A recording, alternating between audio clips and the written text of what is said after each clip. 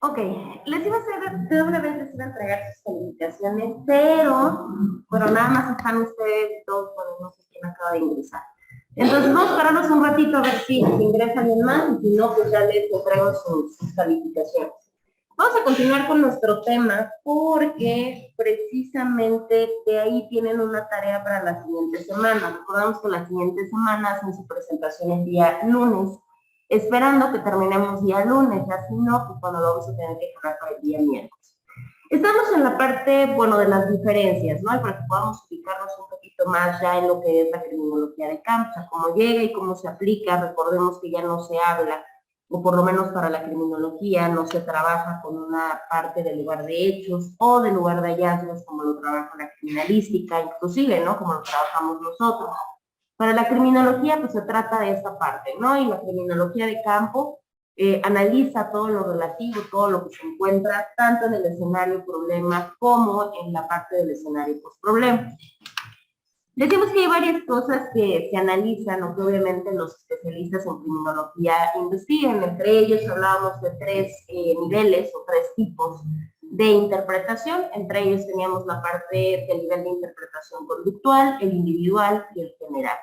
Nosotros decíamos que la parte del conductual, en el conductual lo que se investiga es no tanto al criminal, sino la parte del crimen, o sea, el delito que se comete.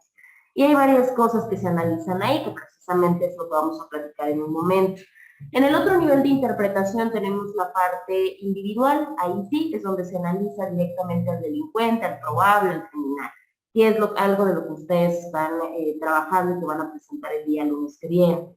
Y el otro que es precisamente la parte de interpretación general, ahí no se analiza ni siquiera al sujeto, ni siquiera al delito per se, sino que se investiga o se analiza el fenómeno. En este caso, ¿cuál sería la parte del fenómeno? Pues claramente la criminalidad.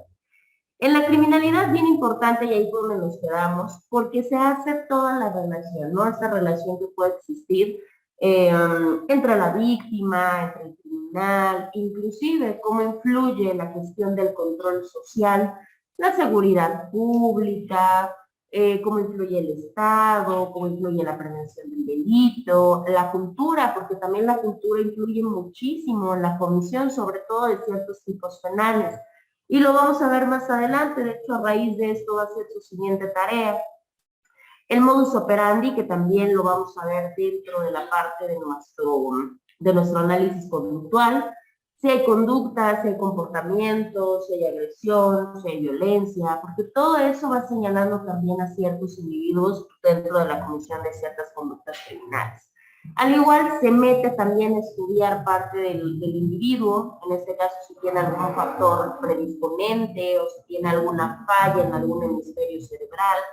Vaya, cuando ya nos metemos a un nivel de interpretación general, o sea, cuando ya se estudia la criminalidad en sí, podemos decir que ya se involucran los otros dos niveles de interpretación. ¿Por qué los otros dos niveles de interpretación? Porque yo no puedo estudiar un fenómeno si no estudio el sujeto que la comete y claramente los delitos que comete.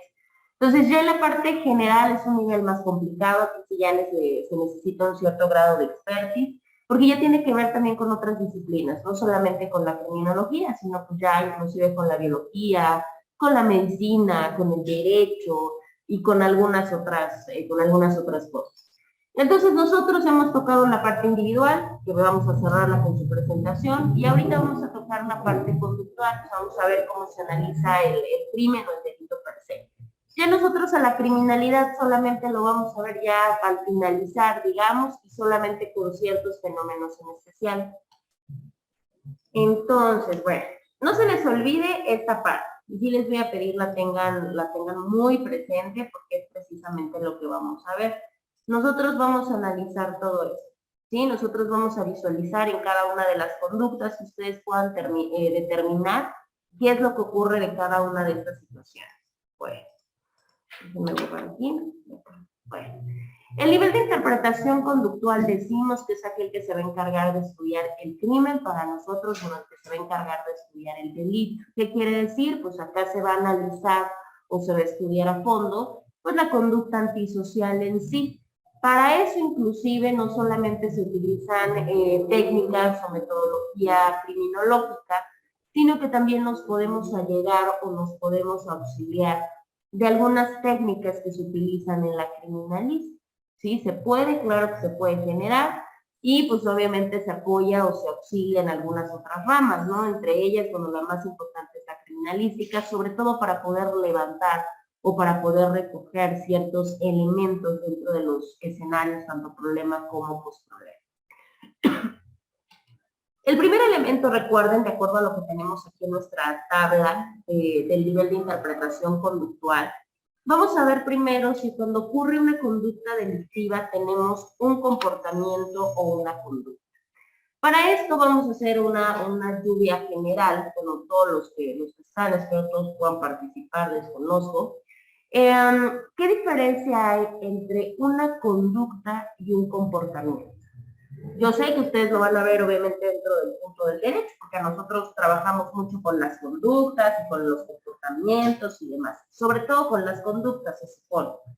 Entonces, a ver, ¿qué diferencia hay entre una y otra?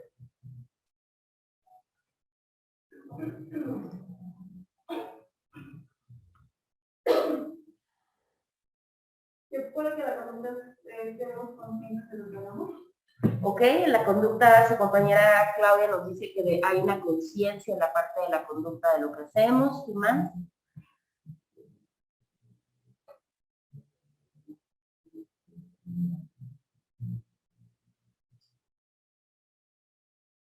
¿Qué más? ¿Qué otra diferencia podemos hallar? ¿Qué es el comportamiento? Porque son palabras que escuchamos, digo, a diario, ¿no? Que se comporta de tal manera o se comporta de otra manera. ¿Qué más? ¿Qué otra diferencia puede haber? O similitud, digo, que si la pueden ver, tampoco hay ningún problema.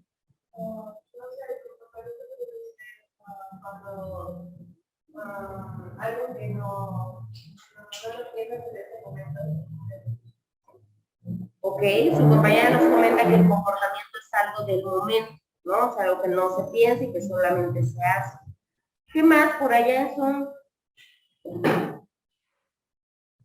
Digo, ahorita vamos a ir para allá eso de las calificaciones, ¿sí? ¿Cómo les explico? Sí, caray. Si es que hay un control, digo, creo que están de acuerdo conmigo cuando están en aula. En aula es como mucho más fluido el asunto, pero allá en Zoom no sabemos realmente qué pasa. Y sobre todo acá porque no se autoriza o no les exigieron cámara, ¿no? Hubieran exigido cámara, como no. Claro, pues sí, porque estás al pendiente y como que no tienes muchas opciones, pero así ni sabemos, igual te puedes conectar y estás durmiendo, estás acostado, ¿no? ¿Qué puedes estar haciendo, no? Claro. Digo, sobre todo porque ustedes no tienen participación intermitente, ¿no? Están ahí como cuando quieren. Pero si no, imagínense ustedes. Por allá Alex, Dana, Héctor, Jessie, Laura, Marjorie, Olivia. Jessie. Bueno, Jessie acaba de ingresar, ni siquiera tiene conectado su audio. ¿Qué diferencia podemos hallar entre cosas tan sencillas en el sentido de que son palabras que utilizamos y sobre todo son de cajón para el área de estudio en la que están?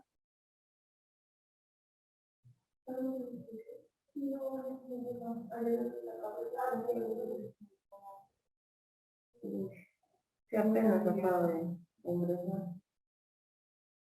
A ver, creo que vamos a hacerlo. Es más, los que no participan, Profesora, eliminamos. Dígame, Dana.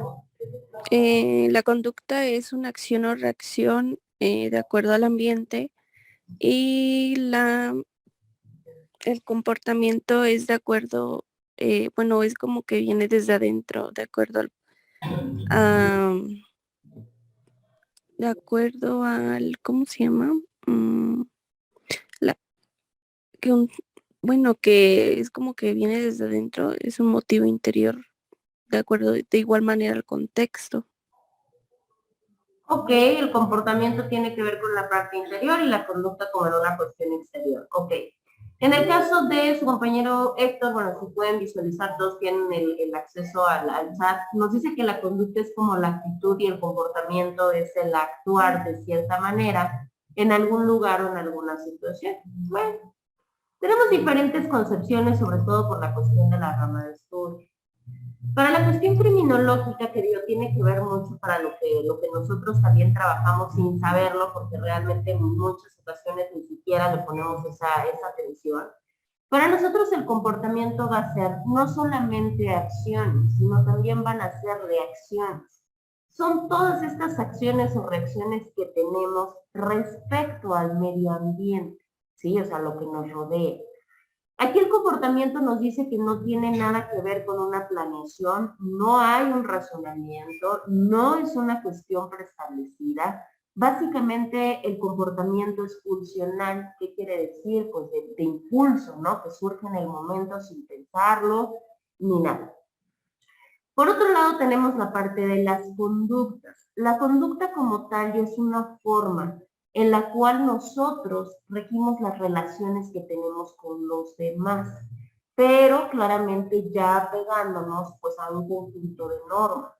No importa si son normas sociales, si son normas morales, si son normas culturales y por obvio pues normas jurídicas. La conducta, a contrario del comportamiento, acá sí vamos a tener un razonamiento, sí va a ser una actividad que va a ser utilizando la razón y siempre estando consciente. Creo que por eso, si se dan cuenta, el derecho trabaja siempre con conductas, ¿no? De hecho, cuando hablamos de los delitos, hablamos de las conductas. ¿Por qué? Porque se presupone que son estos mecanismos de interacción que hacemos respetando cierto tipo de reglas, ¿no? Y por ende, pues cuando sabemos discernir entre lo que está bien y lo que está mal, pues ya hay una conciencia, ya hay una actividad consciente, una actividad en la cual utilizamos el razonamiento. Ahora, en materia de los delitos hay que aclarar algo. Generalmente pensamos y decimos, bueno, a mí me preocuparía más una acción que se manifiesta a través de un comportamiento, ¿no? Porque se da de forma irracional, se da de forma a través de la gestión de las funciones. Pues cabe mencionar que no, muchachos, es más grave y es más peligrosa la conducta. ¿Por qué? Porque en la conducta ya hay una materialización, ya hay una ideación, ya hay una planeación. Y obviamente los sujetos que actúen con la parte de conducta son aquellos que pueden llegar a generar, pues obviamente, una cuestión de mayor peligrosidad. ¿Sí? Bueno. Por otro lado, tenemos otros dos conceptos. Recordemos que estamos analizando esta tablita, ¿no? Ahora vamos con este factor entre la agresión y la violencia. ¿Cuál es la diferencia entre una agresión y una manifestación de violencia? Ya va. Entre la...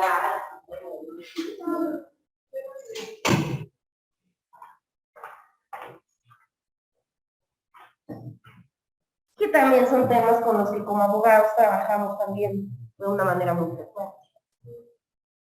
Una agresión podría ser como ok. Y la violencia se llama ok. Su compañera nos comenta la parte de que la agresión puede ir más por el lado verbal, ¿no? Por la cuestión de esta manifestación verbal, y por otro lado la violencia pues ya transgrede, la violencia se puede dar de manera física. Pero ¿por qué cuando nos dicen es que lo agredió de forma física? ¿Por qué se dice lo agredió? ¿O por qué se habla de violencia verbal, o de violencia sexual, o de violencia económica inclusive? Porque esos son conceptos que les puedo decir que en nuestra rama de estudio a veces no diferenciamos muy bien. Y ahorita con todos estos temas de violencia, con todos estos temas de perspectiva, con todos estos problemas que vaya, nosotros regulatoriamente o jurídicamente tenemos que trabajar, tenemos que diferenciar muy claramente eso. Porque hay conductas y hay tipos penales que si estos elementos no se cumplen, si estos elementos no se analizan de manera correcta, se nos van de las manos, ¿no? Y ha sido uno de los problemas más grandes de la autoridad, en últimas instancias. Y claro, ¿no? También de las defensas. ¿Pero por qué? Porque sí, es normal, ¿eh? Esa ideología de que la agresión vamos a la parte egoísta en menor grado y la violencia va en mayor grado es muy común. Es muy común. Déjenme regresar, porque ahí ya desaparece nuevamente. A ver, la diferenciación entre una y otra. En el caso de la agresión, la agresión va a ser todo tipo de acción que de alguna manera dañe o que inclusive pueda ser autodestructiva, no importa si es hacia los demás o si es a uno mismo, porque a veces pensamos que estas manifestaciones solamente se dan hacia terceros, y no es cierto. Uno puede autoagredirse, o sea, puede generar acciones que nos destruyan o que nos dañen de alguna forma. Inclusive, si nosotros provocamos estos daños a bienes, a objetos, inclusive animales, eso es una agresión. Aquí el punto, digamos que identificativo, es que es una acción destructiva dañina sin que intervenga la razón o la inteligencia. Eso es lo que caracteriza a las agresiones.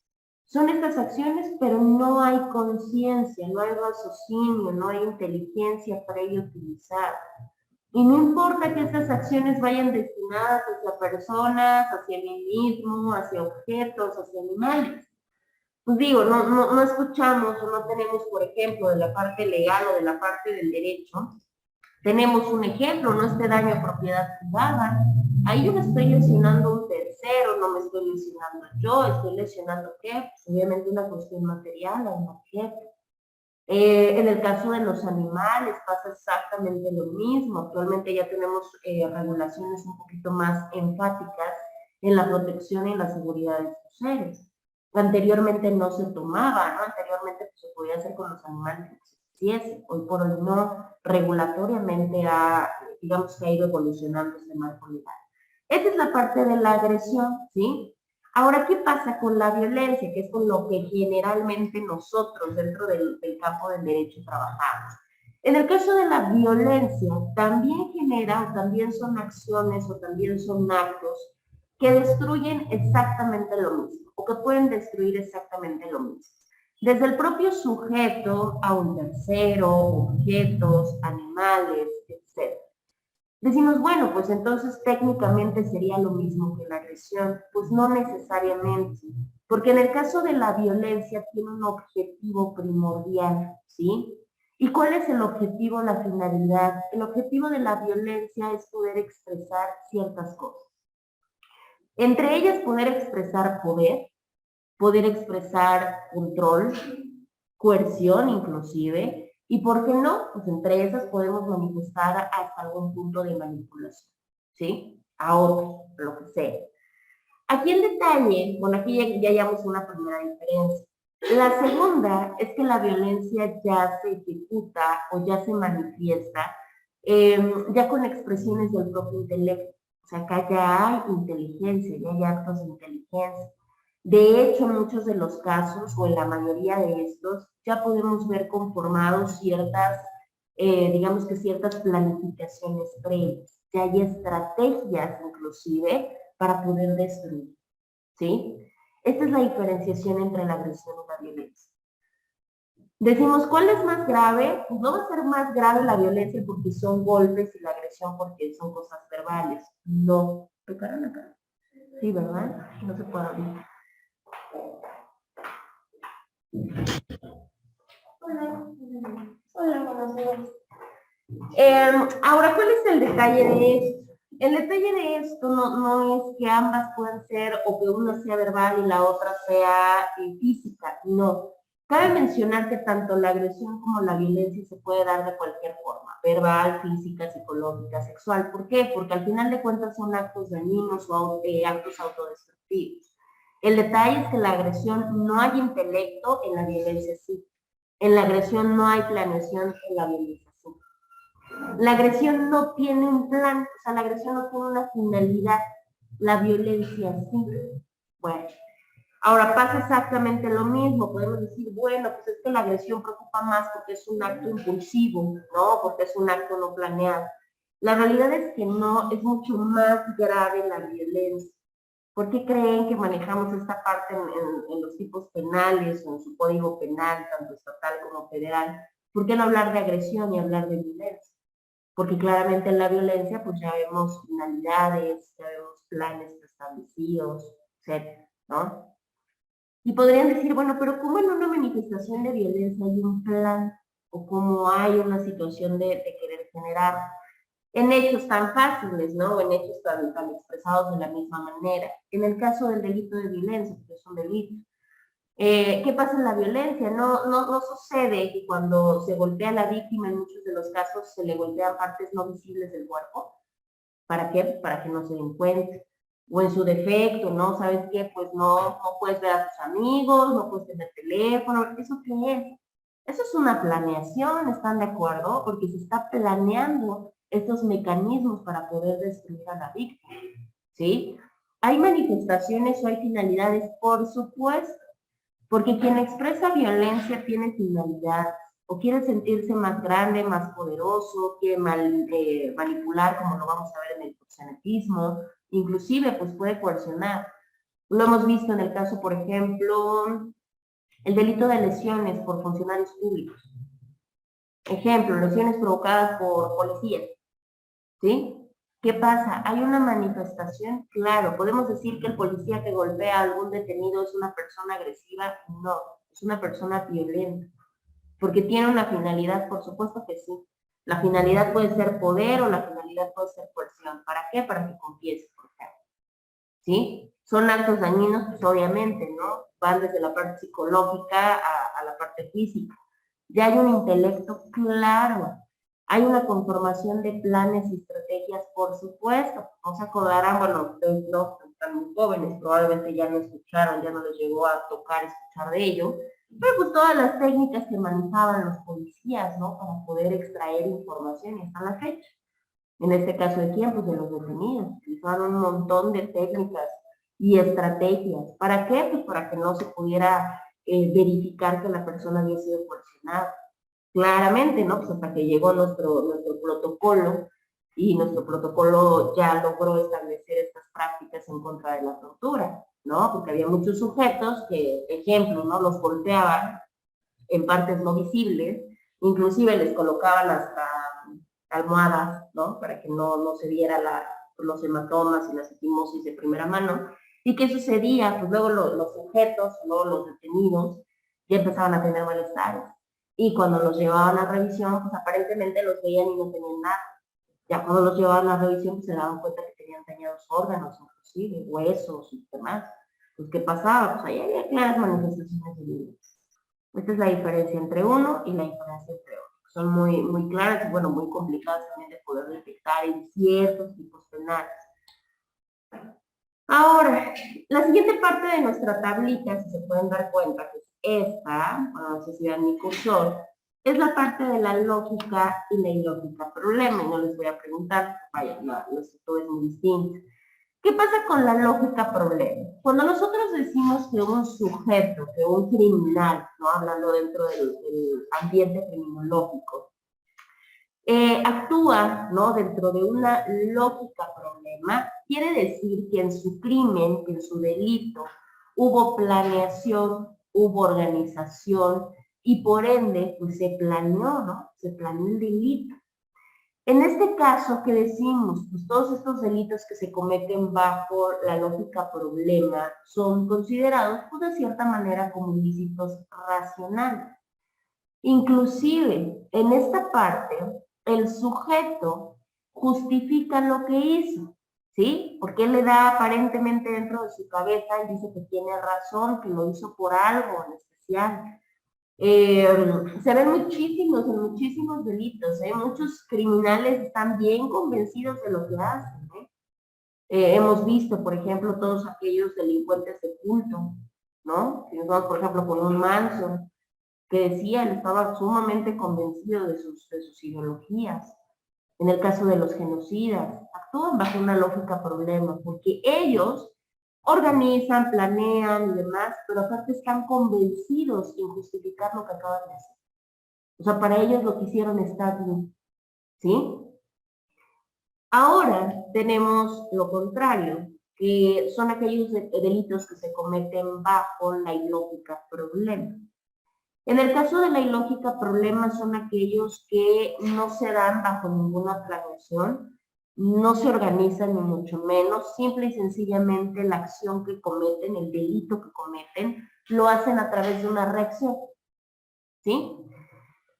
En este caso, este tipo de delitos se consideran pues delitos o transgresiones a la norma de carácter irracional. No hubo ahí ninguna situación que generara algún acto planeado. Y en el caso de las ilógicas problemas, ahí algo que se puede ver mucho, pues son descargas impulsivas. O sea, se nota el impulso y un impulso que no ha sido trabajado. Y podemos pensar y decimos, bueno, pero es que cualquier delincuente pues, va a actuar bajo una ilógica problema, porque la mayoría de ellos pues, no controlan nada. Pues no se crean, creo que ya habíamos comentado en alguna ocasión, que hay muchos delincuentes que es todo lo contrario. Muchos delincuentes por eso se vuelven tan difíciles de investigar y tan difíciles de procesar para el sistema penal, porque es todo lo contrario. Ellos sí saben manejarse, sí saben hacer las cosas. Mantienen ciertas estrategias. Entonces, muchos de ellos, cuando ya están más estructurados, ya actúan bajo una lógica problema. En el caso de una lógica problema, vamos a pensar un ejemplo. Resulta que van, en el caso de las sediciones o los homicidios en RIM, ¿no? De estos sujetos que empiezan a ingerir bebidas alcohólicas, y bueno, no falta, ¿no? Alguna situación desencadenante, algún roce, algún empujón, alguna palabra, alguna inconformidad, y se desatan los problemas.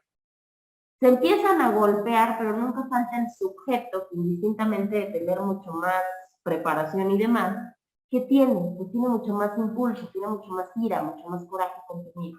Y golpea, y ya no sabe parar, ya no puede parar. Se le pasa la mano, ¿no? Lo que conocemos como se le pasó la mano, lo golpea además y lo priva de la vida.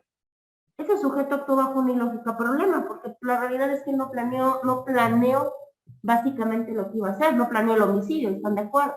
Él iba bajo la idea de irse a tomar unos tragos y nada más.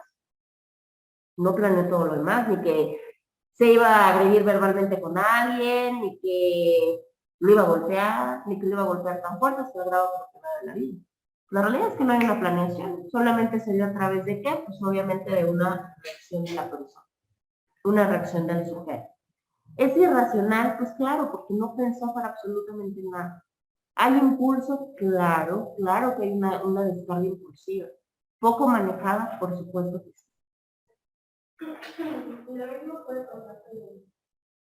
¿Cómo?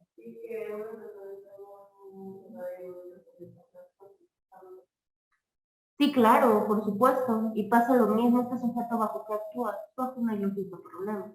¿Por qué? Pues digo, igual lo que tenía pues, nada más era ingerir, ¿no? Lo que estuviese ingiriendo y nada más pasarla muy bien, porque generalmente las personas que ingieren este tipo de sustancias, digo, justifican su acción bajo el asunto de que de sentirse bien, ¿no?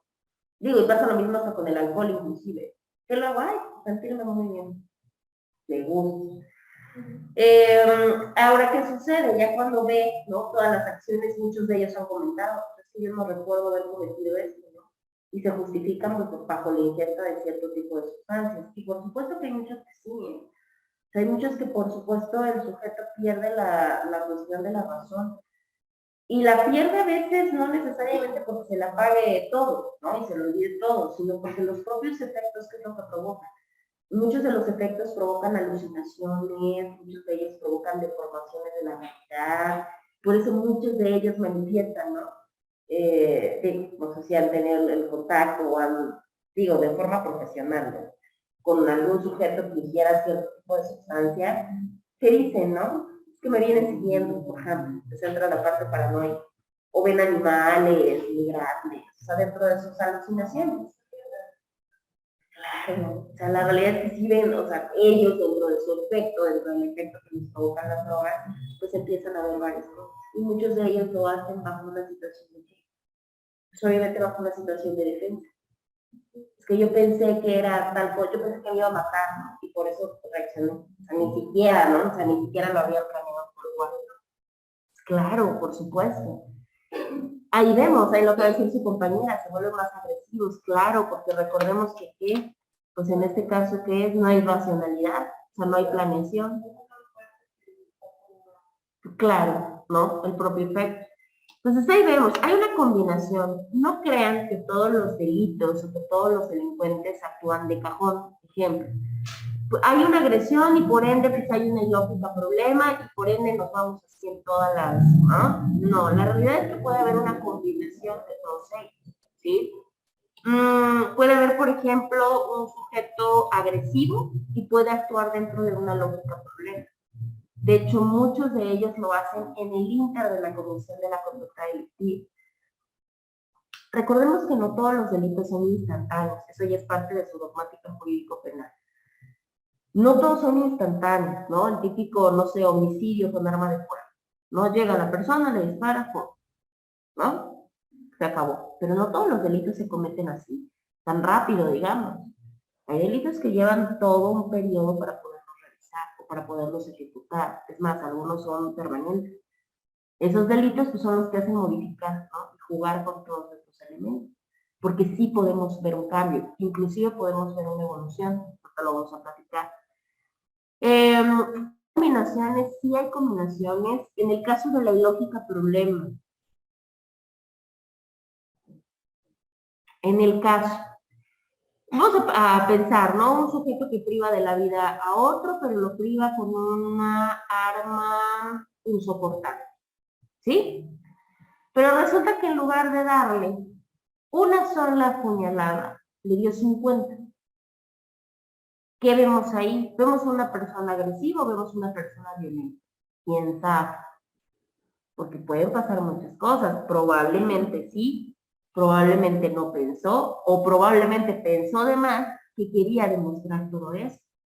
Probablemente quería demostrar poder, manipulación, lo que ustedes quieran. Lo planeó igual y sí, igual está haciendo su víctima. Ahora, si decimos, bueno, lo lógico sería que actuó dentro de una lógica problema, ¿no? ¿Por qué? Porque organizó, porque planeó, porque justificó. Pero probablemente no, probablemente estuvo dentro de una lógica problema. En ese momento le ganó el impulso, la ira, y en lugar de ser una o dos, que probablemente con eso la privara de la vida, tiene 50. Pues puede haber una combinación en ambas. Dime, Jessie. Profe, también podría implicar que exactamente no lo planeó, pero ya tampoco pudo parar. Exactamente, efectivamente así llega a pasar. Para que ustedes lo puedan comprender más, en el caso, por ejemplo, de los ajustes de cuentas en delincuencia organizada, ahí podemos ver una combinación de los dos, porque probablemente, digo, ellos es parte de una actividad que ellos realizan. ¿Qué es lo que generan? Muchos de ellos ya vienen con estas conductas planeadas, inclusive investigan, siguen, compran, ¿no?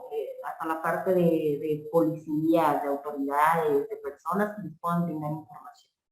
Y planean cómo van a hacer el asunto. Sí, probablemente, pero no es lo mismo llegar y dispararle desde una motocicleta a llegar, levantarlo, y ¿qué es lo que les hacen? ¿No los torturan? Los torturan, los degollan, les hacen un sinfín de cosas bajo qué circunstancias. Claro, entonces, ¿hay o no hay? Por supuesto que se tiene que ver esa situación. ¿Por qué creen que después ingresó toda la parte de desaparecer los cadáveres? Pues porque ya vino una parte de inteligencia de decir, sí, pues esto me sirve para demostrar en cierta manera poder, para manipular, para coaccionar, para ingresar miedo, sí, pero ya me di cuenta que estoy dejando vestigios, que estoy dejando huellas, que estoy dejando indicios que me ponen en peligro, entonces mejor acá ¿qué hacemos? Ah, no, por no, mejor agarramos y desaparecemos. Ya la tortura generalmente ya no se hace por una provocación de dolor, salvo ciertas circunstancias muy especiales, pero en lo general puede ser para sacar información. De ahí en fuera, que es lo más fácil, pues no llegan y los ejecutan. Porque es una práctica de, ¿por qué? Porque ya le empiezan a generar ciertos actos racionales. No por nada nuestra tipicidad penal se le puso así, no por nada se le puso delincuencia organizada, porque verdaderamente están organizadas, y no solamente jerárquicamente, sino en todos los géneros, desde la parte contable, la parte jurídica, toda la forma de operar, se va haciendo toda una mecánica. Puede haber combinaciones, pues claro, es lo que comenta su compañero. Puede venir desde una planeación, pero después se pierde el control. En el caso de los que ustedes van a entregar, hay varios que así les suceden. Hay varios que son delincuentes organizados pero conforme van avanzando se van volviendo más peligrosos. ¿Por qué? Pues porque ya pierden el control. Por eso muchos de ellos, sus periodos de reposo son muy cortos. Al principio matan, no sé, cada año, pero luego se van haciendo de que matan cada 6 meses, cada 3 meses, cada mes, ¿no? Eso va generando pues el aumento de ese tipo de cosas. ¿Podemos ir de una ilógica problema a una lógica problema? Sí. ¿Podemos ir al revés de una lógica problema a una ilógica? También se puede. Eso es lo difícil que hace precisamente esta rama de estudio, porque es muy maleable y es muy cambiante de persona a persona y de delito a delito, por explicarlo así. Bueno, vamos a hablar de lo siguiente, que es la parte del modus operandi. Déjenme ver, estoy haciendo mis tiempos porque les tengo que entregar sus calificaciones. Pero sí nos da tiempo un poco. Bueno, donde nos quedemos de modus operandi, porque también les tengo que explicar la tarea. ¿Qué es el modus operandi? Que lo escuchamos mucho, sobre todo obviamente en el ambiente penal, en el ambiente policial, sobre todo investigativo y demás. Se escucha muchísimo, ¿no? Es parte de un seguimiento que se hace, más allá de un nivel jurídico, pues obviamente a un nivel criminalístico y criminológico sobre todo. ¿Qué es un modus operandi? Son las cosas que realiza el delincuente. Ok. Para cometer su homicidio o delincuente. Ok, pasos, muy bien, los pasos a seguir por parte del delincuente. Adelante, Jessy. Sí, yo creo que se relaciona con la manera en cómo van a accionar, se podría decir que las cosas, en el cómo van a hacer su seguimiento, porque pues sabemos que, por ejemplo, en los asesinos seriales no todos siguen el mismo modus operandi. Hay ciertas cosas que van a variar siempre y ciertas cosas que se pueden ver en que los relacionen. Ok, muy bien, tenemos la parte del modo de accionar. Y algo bien cierto que comenta su compañera, a veces pensamos que el modus operandi es por delito, ¿no? O sea, los homicidas tienen un modus operandi, los ladrones tienen un modus operandi, los secuestradores, y la realidad es que no, porque no todos tienen el mismo. No todos los homicidas, no todos los violadores, no todos los defraudadores tienen el mismo modus operandi. El modus operandi generalmente es individual. O colectivo, si hablamos de estos delitos que se cometen en organización, en célula, en banda y todo ese tipo de cosas, en pandilla inclusive. Pero de ahí en fuera no los podemos generar, digamos, por bloque, no los podemos generar por delito. Tenemos al autor Dienstein y él nos da una definición de lo que es el modus operandi y efectivamente, decía su compañera, el modo de accionar, pues sí, así es la forma, es la manera de actuar y el propio Einstein nos dice que que se escribe en el legajo correspondiente de cada delincuente. ¿Qué quiere decir? Pues en esa parte de cada delincuente vamos a encontrar el modus operandi. Todos lo tienen, todos. Por eso es que es tan diferente o puede ser tan diferente de uno a otro, ¿sí? Dependiendo las modalidades, dependiendo los tiempos, inclusive en algunos delitos hasta dependiendo la edad. ¿Por qué decimos que dependiendo la edad? Porque precisamente utilizando o estudiando adecuadamente los modus operandi, podemos tener gran parte de características del ejecutor del delito, porque el modus operandi le pertenece, ¿no? Viene inherente al propio delincuente. Por eso es que muchas de las ocasiones, para poder hacer un perfil o para poder hacer una cuestión victimológica y demás, ¿qué es lo que se hace? Pues precisamente se va estudiando cuál fue la forma de actuar del delincuente, cómo actuó, en qué se basó, qué hizo, qué pasos siguió, bueno, todo eso se tiene que estudiar. En este caso tenemos un autor mexicano, que es el autor González de la Vega. Él nos habla de una regla que se llama la regla MOM. Esa regla MOM nos expone vamos a decir que ciertos elementos o ciertos postulados para explicarnos el modus operandi, ¿sí? Y precisamente nos dice la manera de cómo poder abordar de una forma integral la investigación del quehacer delictivo. ¿Qué quiere decir? Pues que tenemos que seguir ciertos pasos si queremos investigar o si queremos hacer correctamente la información.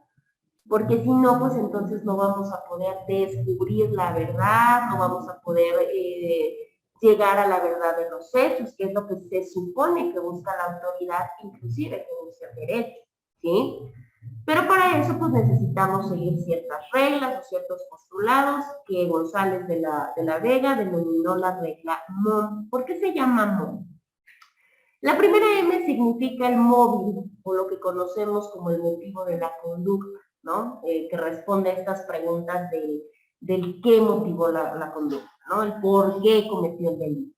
Bueno, la O serían las circunstancias de oportunidad que tuvo el sujeto, que tuvo el presunto, para poder cometer el delito, ¿sí? Y la otra M, por eso se llama MOM, nos indica el modo de ejecución, ¿sí? Vamos por partes. En el caso de la primera M, que es el motivo de la conducta, se ha llegado a escuchar, es más, hasta en la prensa, en noticias, del carácter que ustedes quieran. Cuando llega a acontecer un fenómeno, ¿qué es lo que nos dicen, no?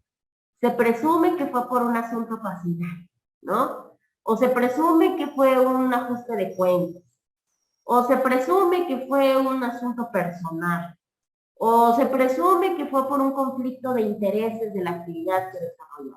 Lo hemos escuchado muchas veces, porque precisamente esto es el móvil, que es lo que generó que a la persona la violaran, la secuestraran, la mataran, la defraudaran, el delito que ustedes quieran. Debe haber un porqué, qué motivó al sujeto a poderlo hacer. De ahí se tienen que analizar estas circunstancias de oportunidad. ¿A qué nos referimos con las circunstancias de oportunidad? El lugar, la hora, probablemente le favoreció que fuera en la noche, que fuera en un lugar sólido, que no hubiera gente, que la víctima fuera sola, no lo sé. Todas esas son circunstancias de oportunidad que por supuesto que entran dentro de la parte del modus operandi. Y la última que tenemos es el modo de ejecución. ¿A qué nos referimos con el modo de ejecución? Tiene que ver mucho con la parte de cómo se llevó a cabo el delito, ¿sí? Ejemplo, si fue una persona desaparecida, o al contrario, no sé, vamos a pensar que el encontramos, desgraciadamente el panorama que tenemos ahora. ¿Qué sucede? ¿Cuál fue el modo de ejecución? ¿Cómo se ejecutó la conducta? La subieron a una camioneta, fue en un coche. ¿Cómo se ejecutó la conducta? ¿Sí? ¿En qué circunstancias se pudo haber ejecutado la conducta?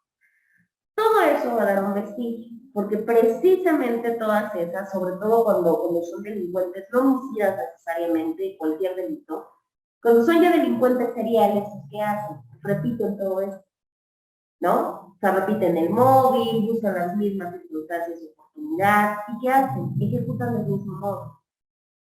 Por eso tenemos, ¿no? En el caso, vamos a pensar de lo que ustedes van a investigar, de homicidas. Hay homicidas que es bien sabido que su serialidad basa, por ejemplo, en el sexo, ¿no? Mata puras mujeres. O hay algunos que tienen que ver con la cuestión de la identificación sexual, matan puros homosexuales, por ejemplo, ¿no? Lo tenemos, creo que va a ser el asunto de Brian, de esta señora de Santerio, que mataba a puras personas de la tercera edad. Y todo eso lo fue repitiendo, y hacía lo mismo. Ese fue su mecanismo de actuar. Tiene lados positivos, ¿por qué? Porque eso ayuda a la investigación, a que se pueda estandarizar quién actúa de la misma manera. Se vuelve complicado, ¿por qué? Porque también, si bien es cierto, ya tenemos un patrón, pero también van puliendo su patrón. Es como todos, ¿no? Pues la práctica nos va generando un buen conocimiento. Y probablemente los errores que cometí la primera vez, ya no los voy a cometer la segunda, y mucho menos la tercera, ¿sí? Entonces ahí tenemos como las diferenciaciones. Bueno. Acá tenemos posibilidades que pueden ayudar a complementar la explicación precisamente de análisis del modus operandi, ¿sí? ¿Qué es importante para que yo pueda ofrecer una interpretación adecuada, una interpretación más bien adecuada, más que decir correcta o incorrecta, adecuada del modus operandi? Pues lo primero y más importante, la observación. La observación va a ser lo más importante que se debe de tener y que yo me atrevo a decir que los criminólogos en general lo tienen. Observar la escena, observar el crimen, observar al sujeto, observar a su familia, observar, ¿sí? Posteriormente, como todo en la vida, ya que observamos, ¿qué hacemos? Ahora sí, pues estudiamos, ¿no? Y estudiar no es lo mismo que analizar, ¿sí?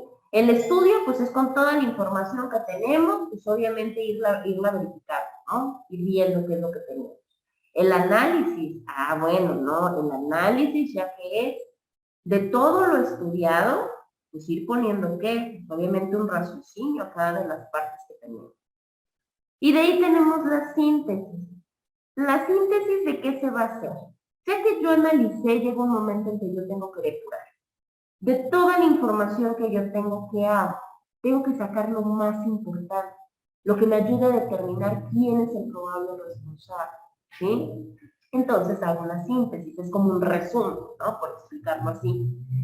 Y ya que yo tengo ese resumen de información, ahora sí, me voy a la parte de la investigación, porque no todo lo voy a encontrar en la primera fuente, ¿no? Que es una de las pésimas costumbres que tenemos. No, para yo poder investigar correctamente tengo que abordar 50,000 fuentes. Y no solamente escritas, verbales, testimonios, por eso se apoya mucho en la criminalística, ¿no? Ver qué indicios hay, porque los indicios juegan un papel muy importante. Inclusive cuando se tiene la oportunidad, la interpretación del discurso, que ya lo vimos anteriormente con Edmund Kemper. La interpretación del discurso es muy importante.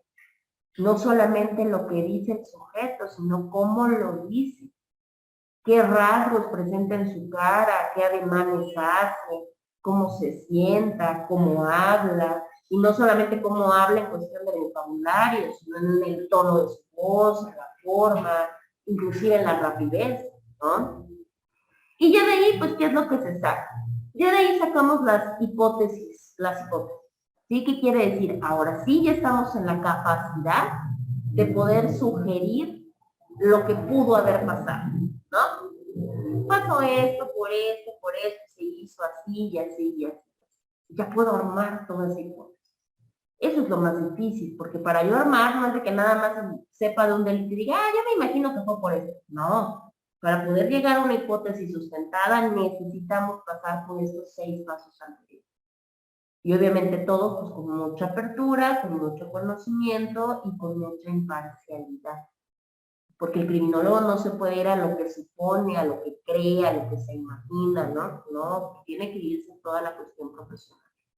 Y su trabajo en la criminología de campo es sumamente importante porque necesita trabajar demasiado, necesita mucha información. ¿Sí? Bueno, vamos a quedarnos aquí y ya en la siguiente clase vemos cuáles son los tipos, ¿no? La clasificación de modus operandi. Recuerden que su trabajo, recuerden que su parte de exposición de su análisis criminológico con todos los elementos empieza el día 25, o sea, el siguiente lunes, ¿sí? Esperando terminar lunes, les pido que sí sean puntuales porque así nos vamos a ir, ¿no? Para que no haya ningún problema. Eso el día lunes. Se supone que si acabamos el día lunes, el día miércoles seguimos desarrollando nuestra semana 12 sin ningún problema. Porque para esto ya estamos en la semana 2, bueno, la siguiente. Esto quiere decir que son 15 semanas, hasta donde tengo entendido. Entonces ya estamos más o menos a 3 semanas de terminar el curso, para que igual lo vayan tomando en cuenta. El siguiente, generalmente el tercero, siempre es el más corto. Entonces les pido por favor entreguen en tiempo, entreguen en forma y se presenten para que no tengamos ningún problema. Si no llegan a poder concurrir porque están en otra modalidad, pues ahí sí ya no vamos a poder hacer mucho. Ahora, ahí creo que ya les aparece todas sus calificaciones. Este periodo tuvimos 5 trabajos.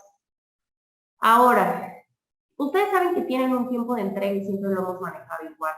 Desafortunadamente, sí se los digo, desafortunadamente, tienen, de acuerdo al modelo que tienen ahorita estudiando, pueden entregar hasta el mismo día o algo así nos comentaban, sobre todo los asíncronos, de entregar hasta el periodo que sea el día del examen, ¿sí? Entonces, obviamente, por eso la mayoría se fueron entregados, pero no por su excelente puntualidad en tareas, eso sí se los digo.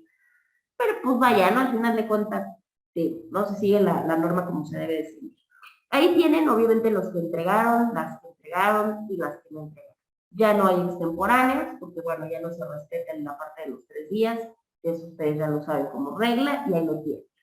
En el caso de participación, solamente tuve a una persona, creo que fue Isabel, que de las 4 semanas o 5 tuvo 2 participaciones o 3 en foro, ¿sí? De ahí afuera, de foro no tengo nada. O sea, todos fueron por Zoom, por mensaje de Zoom o en forma presencial. Y ahí tienen precisamente el estándar de sus participaciones, ¿sí? Que oscilan entre 1 y 2 puntos. Y el examen, bueno, del examen ya no hay más que decir, ustedes ya tienen el conocimiento de la calificación que sacaron y bueno, el porcentaje. Esas que están al final en su columna, como siempre se las mando, ahí las tienen.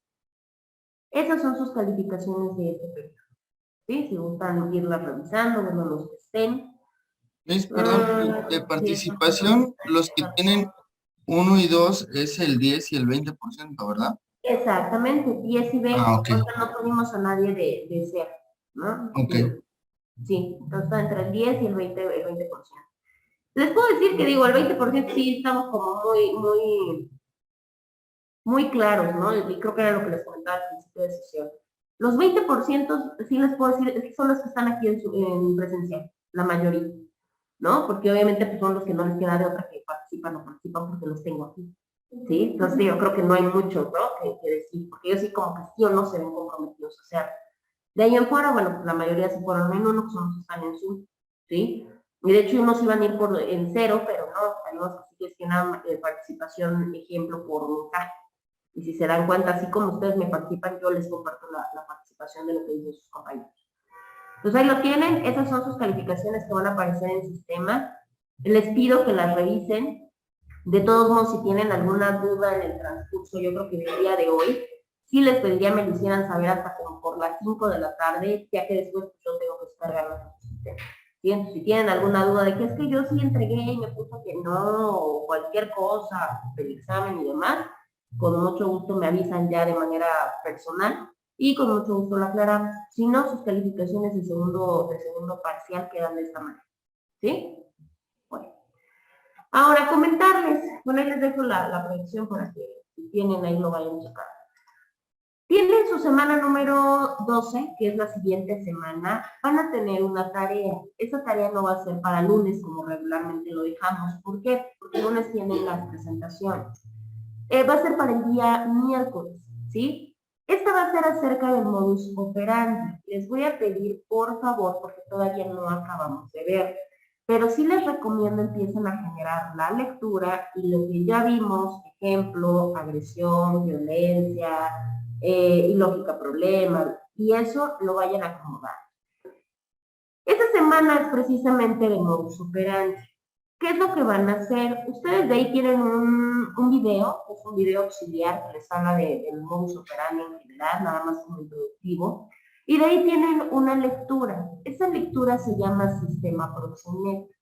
Esa lectura les habla de toda la historia y precisamente lo que ha ido evolucionando y cambiando para generar el proxenetismo en Tlaxcala, ¿sí? Que es una de las cunas a nivel nacional, desafortunadamente, de proxenetismo, ¿sí? Y ahí podrán dilucidar diferencia con trata, diferencia con prostitución, por ejemplo. Eso lo van a leer, es una lectura de 30 y algo de páginas, no van a ser las 30 y tantas porque al final viene pura conclusión. Entonces solamente son 26 páginas, por eso les digo que vayan leyendo desde ahorita, 3, 4, 5 páginas por día, para que vayan teniendo la noción y la idea. Porque de ahí lo que van a hacer posteriormente a acabar su lectura va a ser precisamente localizar los elementos que estamos viendo de criminología de campo. Ejemplo, los proxenetas actúan con agresión, ¿no? Por poner ejemplo. O, pero no nada más van a poner eso, sino van a justificar el por qué. No, pues actúan bajo una lógica, problema, por esto, de acuerdo a la lectura, por eso. ¿Sí? Bueno. Ahorita nada más les digo, vayan para que no les gane el tiempo con la lectura y ya que acabamos el día miércoles, probablemente la entrega sea hasta el siguiente lunes. Pero bueno, para que vayamos avanzando y nos juntos. Ahorita recomendación, solamente hagan la lectura, ¿sí? Y el día lunes, pues ya vemos a ver cómo estamos en tiempo para que lo podamos hacer, ¿sí? Tienen fecha del 20, creo que del 26, algo así, el día 27. Pero les digo que estamos todavía en tentativa, por eso no hagan nada, porque no lo van a poder hacer al 100%, sino simple y sencillamente comiencen con la lectura para que no se les haga tan pesado, ¿sí? Digo, creo que tienen, pues, ¿qué será? Como 7 días, entonces en 7 días, digo, creo que 3 páginas y media no tenemos ningún problema. Entonces, nada más eso les iba a dejar, está en su semana número 2. Ya la verifiqué y sí se puede aperturar, pero bueno, de todos modos revisen y cualquier cosa, pues yo quedo pendiente. ¿Hasta que tienen alguna duda o alguna pregunta? Con calificaciones, tarea, lo que sea.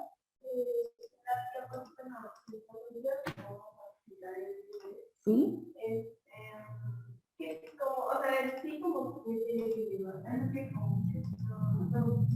Todo lo que tienen en su semana número 10.